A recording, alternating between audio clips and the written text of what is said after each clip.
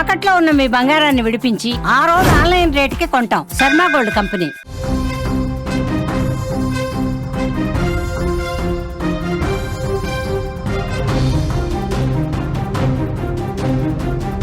ఒక మహిళని 10 ముక్కలుగా నరకాల్సిన పగ ఎవరికి ఉంటుంది? ఒక మహిళని 10 ముక్కలుగా నరికి ఆ శవాన్ని 10 ప్రాంతాల్లో పడేయాలనే ఆలోచన ఎవరికి ఉంటుంది? ఎప్పుడు ఒక మహిళని అంత దారుణంగా చంపి చిత్రవధకు గురి చేయాలనే కోరిక ఉంటుంది? అంత పగ ఎవరిది? ఇంతలా పగబట్టే మనుషులున్నారా? ఒక మహిళని ఇంత దారుణంగా ముక్కలు ముక్కలుగా నరికి 10 చోట్ల పడేసే మనుషులు, రాక్షసులు ఇంకా మన చుట్టూన్నారా? ఒక్కోసారి ఇలా ఆలోచిస్తుంటే మనకు అనిపిస్తుంది, ఇలాంటి మనుషులు ఇంకా ఈ భూమి మీద ఉన్నారా అని. కానీ ఉన్నారు. దీనికి సాక్ష్యం ఆగస్టు 7వ తేదీన కర్ణాటకలోని తుముకూరులో జరిగిన ఒక మర్డర్ అతిపెద్ద సాక్ష్యంగా కనిపిస్తుంది. ఆ హత్య గురించి ఒక్క మాట చెప్తాను. ఒక కుక్క అనుకోకుండా ఒక కుక్క తన నోట్లో ఒక చెయ్యిని పట్టుకొని పరిగెడుతూ కనిపించింది. మీరు ఆ సీన్ చూస్తున్నారు. చింపుగనహల్లి, ఇది తుముకూరు జిల్లా చింపుగనహల్లిలో ఆగస్టు 7వ తేదీన కనిపించిన కుక్క ఫోటో. అక్కడ స్థానికులు ఫోటో తీశారు. మేము ఆ మహిళ చెయ్యికి సంబంధించిన ఇమేజ్ని బ్లర్ చేశాము. ఒక మహిళ చెయ్యది, ఒక కుక్క ఆ చెయ్యిని నోట కరుచుకొని దాదాపు 1/2 కిలోమీటర్ దూరం పరిగెత్తింది.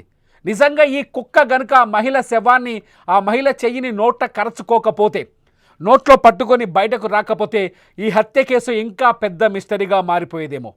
తుముకూరు జిల్లా, కర్ణాటకలోని తుముకూరు జిల్లా చింపుగనహల్లిలో వెలుగు చూసిన ఈ ఉదంతం ఒక్కసారిగా స్థానికుల్లో భయాన్ని కలిగించింది, స్థానికుల్ని బెంబేలెత్తించింది. ఎందుకంటే ఒక మహిళని ఇంత దారుణంగా చంపుతారా?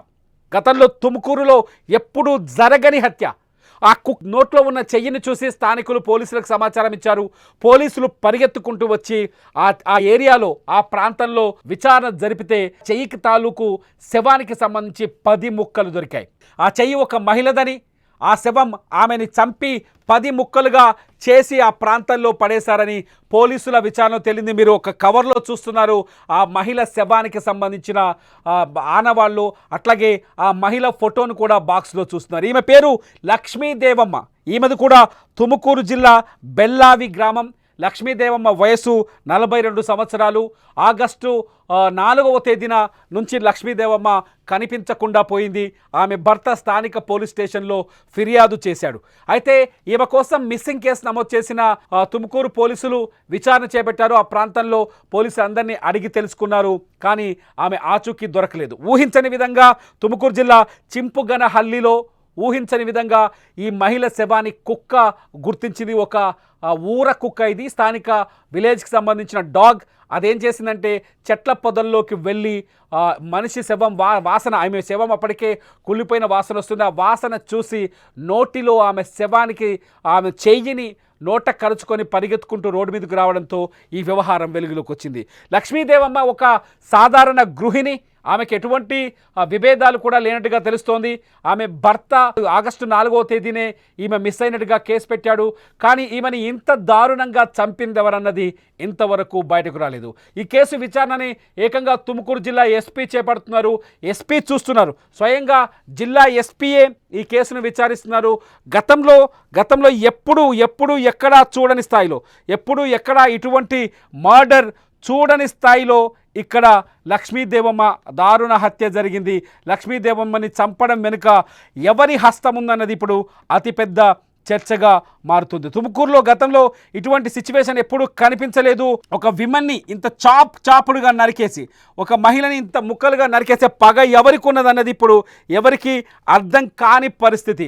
గతంలో ఏదైతే ఇదివరకు అంటే ఢిల్లీలో జరిగిన ఒక హత్యతో పోలుస్తున్నారు. ఢిల్లీలో ఏదైతే శ్రద్ధావాకర్ని కూడా ఇదే స్థాయిలో దారుణంగా చంపేసి ముక్కలు చేసిన ఆ సంఘటన ఒకసారి గుర్తుకొచ్చింది. 27 ఏళ్ల శ్రద్ధావాకర్, ఆమెతో సహజీవనంలో ఉన్న వ్యక్తి ఆమెను చంపేసి ముక్కలన్నీ తీసుకెళ్ళి ఒక ఢిల్లీలోని ఒక ఫారెస్ట్లో అడవిలో పడేశాడు.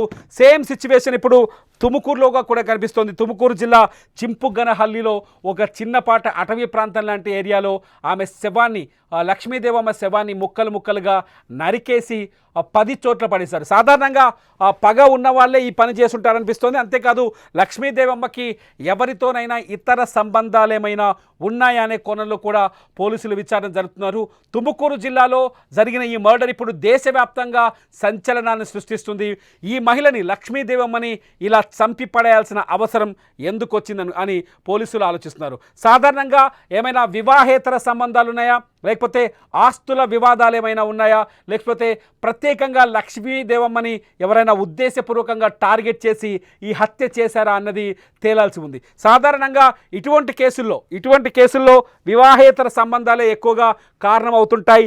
వివాహేతర సంబంధాల్లోనే ఇటువంటి హత్యలు జరుగుతుంటాయి. గతంలో కూడా అనేక హత్యలు చూసాం. అట్లాగే శ్రద్ధావాకర్ హత్యను చూసినా కూడా అదే అర్థమవుతుంది.